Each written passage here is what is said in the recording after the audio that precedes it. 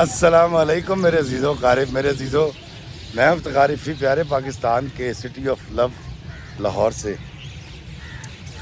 دوستو ابھی ایک چینل کی افطار ٹرانسمیشن سے آ رہا ہوں، اور پوری ٹرانسمیشن میں اس لیے بیٹھ نہیں سکا کہ میں نے واک کرنی ہوتی ہے اور مجھے واک بڑی ضروری کرنی ہوتی ہے، تو میں اس لیے آ گیا۔ آج بڑی اچھی ڈسکشن رہی وہاں چینل پہ۔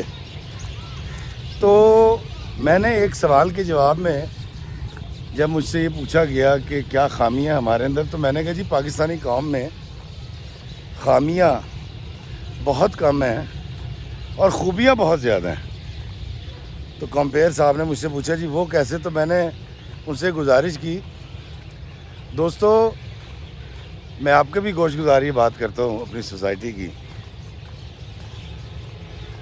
پرسوں رات کو ہم ایک جگہ بیٹھے ہوئے تھے، تو میرے پاس کچھ میرے چاہنے والے ملنے آئے ہوئے تھے، تو میں وہاں بھی یہی بات کر رہا تھا کہ ہماری سوسائٹی، پاکستانی معاشرہ، اس میں خوبیاں بے تحاشا ہیں اور اس کے اندر خامیاں بہت کم ہیں، لیکن افسوس یہ ہے کہ خامیوں کو اجاگر کر کے وہ بد اچھا بدنام برا والا کام ہم پاکستانی سوسائٹی کے ساتھ کرتے ہیں۔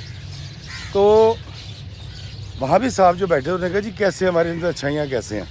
میں نے کہا یار پہلی تو بات یہ ہے کہ 25 کروڑ لوگ رہتے ہیں یہاں، اور 25 کروڑ میں سے 2500 قتل یا 2500 ڈاکے یا 2500 زنا روز نہیں ہوتے۔ یہ بڑی چھوٹی سی ریشو ہے، 25 کروڑ میں سے کرائم کی ریشو بہت کم ہے۔ پھر میں نے ان سے پوچھا، میں نے کہا آپ یہ بتائیے کہ آپ نے اس سوسائٹی میں کسی سے معافی مانگی ہو، آپ پاکستانی ہیں اور آپ نے کسی پاکستانی سے معافی مانگی ہے، آپ مجھے بتائیے کہ 98% کیا آپ کو معافی نہیں ملتی؟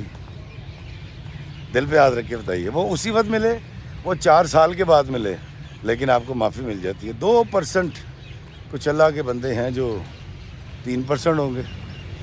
یہ بھی سوسائٹی کی خوبی ہے۔ پھر میں آپ کو ایک اور بات بتاتا ہوں دوستوں کہ ہماری سوسائٹی میں آپ نے غور کیا ہے کہ جو ہمارے ڈرائیور کی یا چھوٹے سکیل کے ملازم کی جو تنخواہ ہے وہ 1 لاکھ روپے سے نیچے ہے، جس میں 35,000 ہے، 40,000 ہے، 50,000، 60,000۔ اور جب آپ ان لوگوں سے پوچھیں کہ یار تیری تنخواہ کنی ہے، کہتے جی 75,000۔ تے بچے کنے نے؟ 4۔ تے پڑھتے نے؟ ہاں جی اللہ کا شکر ہے جی، بیٹی ڈاکٹر بن گئی ہے، پتر انجینئرنگ کرن ڈے ہے، یا بچوں کی شادی کر دی ہے۔ تو آپ نے کبھی غور کیا ہے کہ ہماری سوسائٹی میں 27,000 یا 30,000 والا جو ڈرائیور ہے، وہاں سے لے کر 1 لاکھ روپے تنخواہ یا 1.5 لاکھ روپے تنخواہ تک کے جو ملازمین ہیں، یا جس گھر میں اتنی انکم آتی ہے، وہ شادیاں بھی کرتے ہیں بچوں کی، بچوں کو پڑھاتے بھی ہیں، عید شبرات بھی مناتے ہیں، عیدین پہ کپڑے بھی بناتے ہیں، اور خوشی غمی بھی ان کے گھر میں آتی ہے، بچوں کو پڑھاتے بھی ہیں، بچوں کو بیاہتے بھی ہیں، عمرہ بھی کرتے ہیں، گھر بھی بنا لیتے ہیں۔ تو کبھی ہم سب نے بیٹھ کے یہ سوچا ہے کہ ایک 27,000 یا 30,000 یا 40,000 یا 50,000، ایون 50,000 والا ملازم، ایون 1 لاکھ روپے والا ملازم، یار گھر کیسے چلا لیتا ہے؟ وہ گھر نہیں چلاتا۔ یہ وہ برکت ہے اللہ کی جو چھپی ہوئی ہمارے سوسائٹی کی نیکی ہے۔ آپ، میں، پھپھی خورشید، چاچا عظمت، ماموں اسرار، سر، وہ سارے جو مل کے مدد کرتے ہیں، یا اس فیکٹری کا مالک، محلے دار، ہم سارے پاکستانی ایک دوسرے کی مدد کرتے ہیں۔ اگر مدد کرتے ہیں تو پھر اس کا گھر چلتا ہے، نہیں تو ایک شخص جس کی اتنی کم تنخواہ ہے، اس کو کیلکولیٹ کر کے دیکھ لیں، اس کی ساری زندگی میں کہ جو بجلی کے بل ہیں وہ کیلکولیٹ کر لیں، پانی کے، سوئی گیس کے، اور صرف گروسری، اور اس کے بچوں کی فیسیں، آپ کہیں گے نہیں یار یہ تو اس تنخواہ میں ہو ہی نہیں سکتا، اور جبکہ وہ رشوت بھی نہیں لیتا، کوئی 2 نمبر کام بھی نہیں کرتا۔ تو یہ وہ پوٹینشل، یہ وہ چھپی ہوئی ہمارے سوسائٹی کی ایک خوبصورت بات ہے کہ ہم چھپ کر کے مدد کرتے ہیں۔ میری پھپھو مرحومہ، بڑی پھپھو میری، اللہ تعالیٰ ان کو جنت نصیب فرمائے، میرے ابا جی ماڑے تھے ذرا تنخواہ کے حوالے سے، تو میری پھپھو جو ہے وہ میری اور میرے بڑے بھائی زلفی صاحب کی اسکول کی فیسیں دیا کرتی تھی، ٹیوشن کی فیسیں دیتی تھی. یہ سوسائٹی ایسے ہی چلتی ہے اور یہ ایسے ہی چلے گی. ہاں ہم اگر چاہتے ہیں کہ ہم بہت جلدی بہت تیزی سے ترقی کریں جس طرح یورپ نے یا ترقی یافتہ دنیا نے کی ہے، پھر ہمیں کچھ تھوڑی سی محنت یہ کرنی پڑے گی کہ جو تھوڑے بہت غیر اخلاقی رویے ہیں، مثال کے طور پہ ہماری ٹریفک اچھی نہیں ہے، ماننا پڑے گا. دیکھیں اگر ہم سوسائٹی کی اچھائیاں مانیں تو ہماری ٹریفک اچھی نہیں ہے.